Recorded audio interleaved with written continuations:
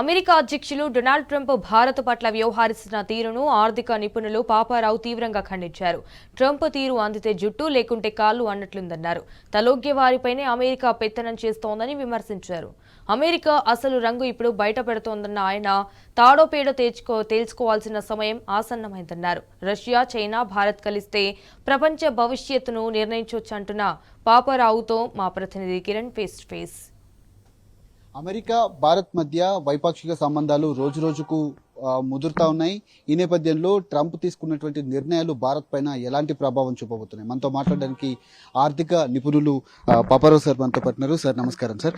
ఈ అమెరికా భారత్ మధ్య జరుగుతున్నటువంటి ఈ వివాదాలు ఏవైతే ఉన్నాయో వాటి ఎట్లా ప్రభావం ఉండబోతుంది సార్? అదొక ట్రంప్ స్వభావమే కాదు, అమెరికా తాలూకు నిజమైనటువంటి స్వభావం ఏంటి అనేది ఈరోజు భారత ప్రజలందరి ముందు ముసుగు నెమ్మదిగా తొలగిపోతుంది. కానీ ఇక్కడ బాధాకరమైన విషయం ఏంటంటే భారత ప్రభుత్వంలోని వాళ్ళు కూడా, మోడీ గారు లాంటి వాళ్ళు కానీ, లేకపోతే క్యాబినెట్ లేకపోతే ప్రభుత్వం కూడా భారతదేశాన్ని అమెరికా స్వభావం అర్థం చేసుకోకుండా అమెరికాకి ఇంత దగ్గరగా తీసుకెళ్లి అది ఆఖరికి ఒక సమస్యగా మారి ఈరోజు మనం ఏం చేయాలో తెలియని పరిస్థితి మనకి ఏర్పడేది ఒక దురదృష్టకరమైనటువంటి విషయం. ఓవరాల్గా భారతదేశం అమెరికాకి దగ్గర అవటం మొదలైంది 1990ల తర్వాత. 91లో సోవియట్ యూనియన్ పతనం తర్వాత సంస్కరణలు కూడా వచ్చినాయి భారతదేశంలో. అప్పుడే ఆ షరతుల ప్రకారం భారత ఆర్థిక వ్యవస్థ రూపుదిద్దుకుంది గత 30-35 ఏళ్లుగా. ఆ క్రమంలోనే ప్రపంచ బ్యాంక్, IMF అంటేనే ఆటోమేటిక్గా దాని వెనక ఉండేది అమెరికా, కాకపోతే యూరోపియన్ యూనియన్. ఈ దేశాలే మెయిన్ దేశాలు, ధనిక దేశాలు, పాశ్చాత్య దేశాలు IMF ప్రపంచ బ్యాంకుల వెనకుండి భారతదేశ ఆర్థిక విధానాలను నిర్దేశిస్తున్నాయి. అంటే గత 30 సంవత్సరాలుగా భారతదేశం అమెరికాకి దగ్గరగా మూవ్ అవటం మొదలైంది. కానీ గత 10 సంవత్సరాల కాలంలో ఇది మరీ వేగం పెరిగింది. బీజేపీ అధికారంలోకి వచ్చిన తర్వాత హౌడీ మోడీ రూపంలో ట్రంప్కి ఎలక్షన్ క్యాంపెయిన్ చేసిన దాకా పోయినటువంటి పరిస్థితి మోడీ. వేరే దేశం వ్యవహారాల్లో మనం జోక్యం చేసుకోవడం ఒక రకంగా. దీంతో ఏమైందంటే ఒక రకమైనటువంటి, అదే కాకుండా చాలా విషయాల్లో ఓవరాల్గా మనకి చైనాతో సరిహద్దు వివాదాలు ఉన్నాయి. అలాగే చైనాతో బీజేపీకి అయితే సైద్ధాంతిక విభేదం కూడా ఉంటుంది సహజంగానే. బీజేపీ సిద్ధాంతాల్లోనే యాంటీ కమ్యూనిజం ఒక ప్రధానమైనటువంటి భాగం.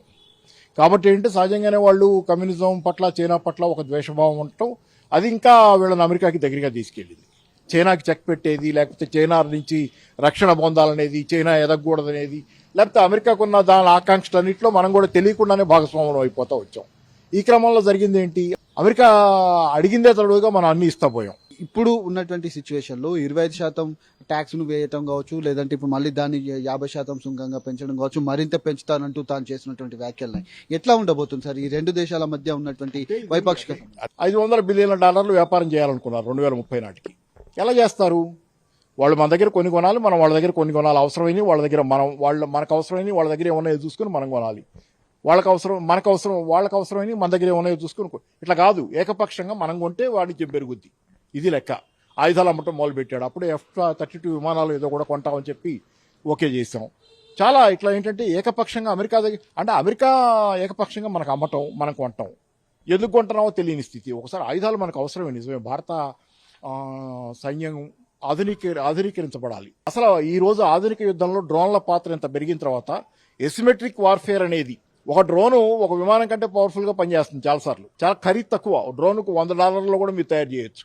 విమానం కావాలంటే బిలియన్ల కొద్ది డాలర్లు పెట్టాల్సినటువంటి పరిస్థితి ఉంది. కాబట్టి ఏంటంటే మనం ఏకపక్షంగా మనకు అమ్మే ప్రయత్నంలో అమెరికా ఉంది. నిరంతరంగా దానికి భారత ప్రభుత్వం గత 10 ఏళ్లుగా సహకరిస్తే వాళ్ళు అమ్మిందల్లా కొంటున్నాం మనం. ఇదేంటంటే అమెరికా బలంగా ఉంటేనే మనం బాగుంటాం అన్నట్లు లెక్కలో తయారు చేశారు. దీన్ని అలసుగా తీసుకున్నాడు ట్రంప్. వీళ్ళు ఎదురెదురుపోయి ఇవ్వటం, మీ ఇంటికి వస్తే నాకేమిస్తావు, మా ఇంటికి వస్తే నాకేం తెస్తావు, ఇదే ధోరణి. అక్కడికి పోయినా మనమే ఇవ్వాలి, ఇక్కడికి వచ్చినా ఆయన మనమే ఇవ్వాలి వాళ్ళకి. అంటే ఏకపక్షంగా లాక్కోవటమే మన దగ్గర నుంచి కార్యక్రమం. ఇవాళ చైనా చెప్పింది కూడా అదే కదా. గ్లోబల్ టైమ్స్ పత్రికలో అదే, వాళ్ళు మనల్ని సమర్థిస్తానే మాట్లాడారు. చైనా సంతోషం, మనకు అనుకూలంగా మాట్లాడారు. ట్రంప్కు వ్యతిరేకంగా మనకు అనుకూలంగా మాట్లాడారు. అలా మాట్లాడడం వల్లనే చైనా మీద కూడా సుంకాలు వేస్తానంటూ కూడా కొన్ని వ్యాఖ్యలు అయితే నిన్నటి నుంచి వినబడతా ఉన్నాయి సార్. ఇది కూడా అందులో భాగం అనుకోవచ్చు. ఇంతకుముందు వేశాడు కదా, ఏమైంది? ఎదురు వాళ్ళు వేశారు, కామ్గా కూర్చున్నట్టు తగ్గాడు కదా 145. అందుకని ఎదురు తిరిగే వాళ్ళ దగ్గర మామూలుగానే ఉంటున్నాడు. ట్రంప్ ధోరణి అంటే ఏంటంటే ఎదురు తిరిగి గట్టిగా జవాబు చెప్తే కామ్గా ఉంటున్నాడు. చైనా ఎదురు తిరిగింది, 145% వేశాడు. వాళ్ళు కూడా వేశారు 150% దాకా. ఇక నీతో మాకు అనవసరం, ఇంకెంత వేసుకున్నా సేమే కాబట్టి, ఆ పైన ఎంత వేసుకున్నా సేమే కాబట్టి నేను ఇంకేం మాట్లాడి నీ పని నువ్వు చేసుకో అన్నాడు. తర్వాత వాడే తగ్గాడు కదా, అతనే తగ్గాడు కదా, తగ్గి ఆటోమొబైల్స్ మీద టారిఫ్లు ఎత్తేసాడు కదా, ఆటోమొబైల్ మీద టారిఫ్లు తీసేసి మళ్ళీ ఆటోమొబైల్ ఇంపోర్ట్కి ఒప్పుకున్నాడు కదా, మొబైల్ ఫోన్స్, కంప్యూటర్ యాక్సెసరీస్ ఇవన్నీ వాటి మీద కూడా మళ్ళీ టారిఫ్లు తగ్గించాడు కదా. ఆఖరికి ఏమైంది, ఇట్లా టారిఫ్లు గొడవ పెట్టుకుంటే అమెరికా బాండ్స్ అమ్మేయటం మొదలుపెట్టింది చెప్పాలంటే దేశాలు. అంటే డాలర్ పడిపోయింది, డాలర్ పడిపోతే అమెరికా కొలాప్స్ అవుద్ది కదా, దెబ్బకి వెనక్కి తగ్గాడు. అమెరికా షేర్ మార్కెట్లో అతలాకుతలమైంది, వెనక్కి తగ్గాడు. అమెరికా జనాలు రోడ్డు ఎక్కడం మొదలైంది, ద్రవ్యోల్బణం పెరుగుద్ది, ధరలు పెరుగుతాయి అని దెబ్బకి వెనక్కి తగ్గాడు. కాబట్టి ఏంటంటే బెదిరిపోయేవాడు ఉంటే బెదిరిస్తున్నాడు. చిన్న ఉదాహరణలు చాలా ఉన్నాయి. ట్రంప్ ధోరణి ఏంటంటే అందితే చుట్టూ అందకపోతే కాళ్ళు, ఇదే జరుగుతుంది. కాబట్టి మనం ఇప్పటిదాకా కూడా చాలా మెత్తగా ఇంత వ్యవహార శైలే మంది సరిగా లేదు. ఎలాగైనా బయటపడదాం అనే ధోరణిలో ట్రంప్తో పోతున్నాం. గత 2-3 నెలలుగా ఏప్రిల్ నుంచి వేస్తున్నాడు ఈ టారిఫ్లు మన మీద. అప్పటి నుంచి కూడా మనం ఏం చేస్తున్నాం, అయితే అయింది మెల్లగా పోదాము, ఆ బయలేటరల్ ట్రేడ్ అగ్రిమెంట్ ఏదో కుదిరితే కనుక ఈ సమస్య అంతా వదిలిపోద్ది కదా, జాగ్రత్తగా కుదుర్చుకుందాం అంటే బయలేటరల్ ట్రేడ్ అగ్రిమెంట్లో ఏమంటాడు, అగ్రికల్చరు డైరీ కూడా ఓపెన్ చేయమంటాడు. అగ్రికల్చర్ డైరీని ఓపెన్ చేస్తే నీ దేశం సర్వనాశనం. భారతదేశంలో సగం మంది కొట్టుకుపోతారు, మట్టి కొట్టుకుపోతారు. అగ్రికల్చర్ ఓపెన్ చేస్తే అమెరికాలో సబ్సిడైజ్డ్ అగ్రికల్చరల్ ప్రొడక్ట్స్ కలిగి ఇండియాలో వచ్చి పడితే ఇండియా వ్యవసాయం సర్వనాశనం. ఇండియా రైతులు ఆత్మహత్యలు, ఇప్పుడున్న ఆత్మహత్యలు కాదు, మూకమ్మడిగా ఆత్మహత్యలు చేసుకోవాలి. అదే కాదు, రెండో పక్కన డైరీ ఫార్మింగ్ కనుక మీరు ఓపెన్ చేస్తే 10 కోట్ల మంది 12 కోట్ల మంది దాకా సుమారు భారతదేశంలో కుటుంబాలు డైరీ మీద ఆధారపడుతున్నాయి, పాడి దీని మీద. అట్లాంటిది అమెరికా డైరీ పరిశ్రమ సబ్సిడైజ్డ్, అది 2000-3000 ఉంటాయి డైరీ ఫార్మ్స్, పెద్దవి, చాలా పెద్ద ఫార్మ్స్ అయ్యి వాటికి $10 బిలియన్ యాన్యువల్గా సబ్సిడీ ఇస్తుంది అమెరికా. అవన్నీ వచ్చి పడితే భారతదేశం ఏమవుద్ది, ఎందుకంటే ఐదరవమంటాడు. ఇంకేం ఒప్పందం కుదురుద్ది, మనకి ఒప్పందం కుదరలా. ఇప్పుడు మళ్ళీ ఆ ఒప్పందం అక్కడే ఉంది. ఒప్పందం అక్కడ ఉండగా రెండో పక్కన బెదిరింపులు మొదలుపెట్టాడు. ఏంటి, రష్యాతో వ్యాపారం చేస్తున్నాం, రష్యాతో ఎంతమంది వ్యాపారం చేయటంలా, రష్యాతో ఆయిల్ కొంటున్నాం, మనం ఒక్కడే కొంటున్నామా, టర్కీ కొంటలేదా, చైనా కొంటలేదా, వాళ్ళిద్దరు జోలికి పోకుండా మన జోలికి ఎందుకు వచ్చాడు? అది అందుకని ఏంటి, ఎక్కడ మనం బలహీనంగా కనపడుతున్నాం, మనం దుర్బలంగా కనపడుతున్నాం, మనం ఎదురుపోయి ఇచ్చి వచ్చాం అన్ని. అందుకని అంతే చుట్టుపట్టుకున్నాడు. కాబట్టి ఎదురు జరగటం అవసరం, ఈరోజు ప్రశ్నించడం అవసరం. చివరిగా సార్, అంటే అమెరికా విషయం పక్కన పెడితే ఇప్పుడు భారత్ రష్యా మధ్య వైపాక్షిక సంబంధాలు ఎట్లా ఉండబోతా ఉన్నాయి, చాలా వరకు కొన్ని వాటిపైన కూడా తీసుకున్నటువంటి పరిస్థితి కదా సార్, ఎట్లా ఉండబోతుంది? Trump has totally upturn the apple cart. Smooth గా పోతున్నదే అని నేను అన్ను, స్మూత్ గా ఎప్పుడు లేదు. మనం భ్రమపడ్డాం, అమెరికాతో మనకు స్మూత్ గా పోతుంది మన మిత్రుడని మోడీ భ్రమపడ్డాడు. మోడీ భ్రమపడటమే కాకుండా దేశాన్ని భ్రమ పెట్టారు వీళ్ళు. ఆఖరికి ఇప్పుడు జాగ్రత్త ఏంటి, అది మనకు అనుకూలం కాదు, మనకు వ్యతిరేకం. ఆఖరికి పాకిస్తాన్ని పట్టుకొని పాకిస్తాన్తో ఒప్పందం చేసుకుంటాను, పాకిస్తాన్ దగ్గర అవసరమైతే మీ చేత ఆయిల్ కొనిపిస్తానంటాడు, మీరే కొనాల్సి వస్తుంది పాకిస్తాన్ అంటే. అవమానించడం కూడా, అది ఇది జాలన్నట్టు అవమానం కూడా చేస్తున్నాడు. సో ఇవన్నీ ఏంటంటే ఈ రోజు ఉన్న పరిస్థితులు ఏంటంటే, భవిష్యత్తులో సంబంధాల దగ్గరికి వస్తే ఆల్రెడీ సంబంధాలు చెడిపోయినాయి. ఇప్పటికైనా మనం గనక ఆల్రెడీ చైనా వెళ్తున్నారు కదా, మోడీ గారు 31st ఎప్పుడో వెళ్తున్నారు, 2 రోజులు చైనా తిరుగుతున్నారు, మంచిదే.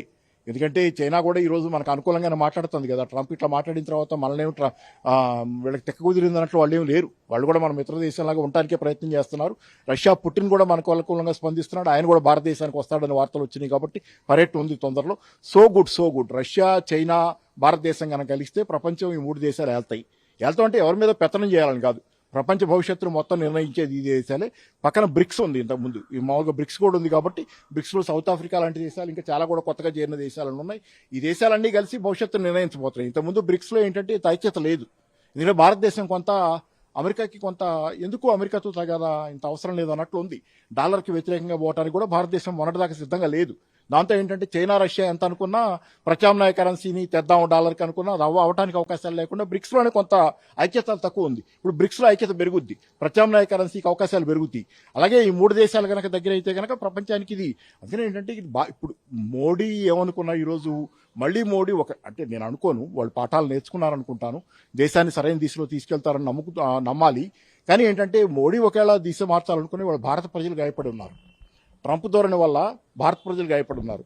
మన భారతీయ విద్యార్థులకి సంఖ్యలేసి దేశంలోకి పంపించిన దగ్గర నుంచి ఈ రోజు దాకా చూస్తే ఇప్పుడు భారతదేశం ప్రభుత్వం గనక ట్రంప్కు అనుకూలంగా, అమెరికాకు అనుకూలంగా ఏమైనా మాట్లాడితే ప్రజలే సహించే పరిస్థితి లేదు, ప్రజల్లోనే వ్యతిరేకత వచ్చింది. కాబట్టి విదేశాంగ విధానం ఖచ్చితంగా మారాలి. రెండో వాళ్ళని ఎక్స్ప్లాయిట్ చేద్దాం అనే ధోరణికి మనం వ్యతిరేకత తప్పితే అమెరికా ప్రజానీకంతో పట్ల ఎవరికి వ్యతిరేకత ఉంది? మనోళ్ళు కూడా ఉన్నారు అక్కడ. అదే కదా, అమెరికా సామాన్య ప్రజలు అంతా దుర్మార్గులు కాదు కదా.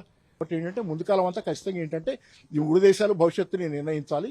ట్రంప్ ఏంటంటే తనకు పోయి తానే దోగుకుంటున్నాడు, ఈజ్ మ్యాడ్ మ్యాన్ లాగా ఉంది ఇదంతా. ఎందుకంటే మీకు నోబెల్ ప్రైజ్ పిచ్చి పట్టింది ఒకటి ట్రంప్కి. పొద్దాక నోబెల్ ప్రైజ్ గురించి ఆ పాకిస్తాన్ వాళ్ళు పొగిడారు తెగ, నీకు నోబెల్ ప్రైజ్ ఇవ్వాలి అని చెప్పి అది ఇది అన్నారు, పొగిడారు, అవి చేశారు.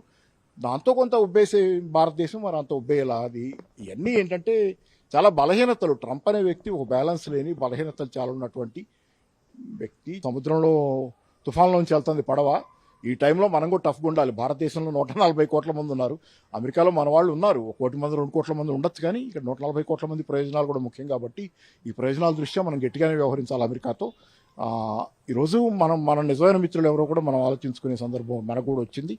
ముఖ్యంగా అమెరికాతో భారత్ తాడోపేడో తేల్చుకోవాల్సినటువంటి సమయం ఆసనమైంది. అంతేకాకుండా భారత్, రష్యా, చైనా ఈ 3 దేశాలు కనుక కలిస్తే ఖచ్చితంగా భవిష్యత్తు మంచిగానే ఉంటుంది. పూర్తిగా ట్రంప్ తోటి ఉన్నటువంటి వివాదాలు ఏవైతే ఉన్నవన్నీ గట్టిగా భారత్ నిలబడితే తను కూడా ఏం చేయలేకపోతాడు. ఖచ్చితంగా తను వెనక్కి తగ్గేటువంటి అవకాశాలు ఉంటాయి. కాబట్టి రాబోయేటువంటి రోజుల్లో ఈ 3 దేశాలు కనుక కలిస్తే ఖచ్చితంగా అమెరికా పైన కావచ్చు, అటు అమెరికాలో ఉన్నటువంటి ప్రజలకు మనం వ్యతిరేకం కాదు, అక్కడ ఉన్నటువంటి ప్రభుత్వానికి, పాలక వర్గానికి మాత్రమే మనం వ్యతిరేకం. కాబట్టి ఖచ్చితంగా తాడోపేడో తేల్చుకున్నటువంటి సమయం ఆసన్నమైందంటూ కూడా తాను వ్యాఖ్యలు చేస్తా ఉన్నారు. కెమెరామెన్ మధుతో కిరణ్ టీ న్యూస్, హైదరాబాద్.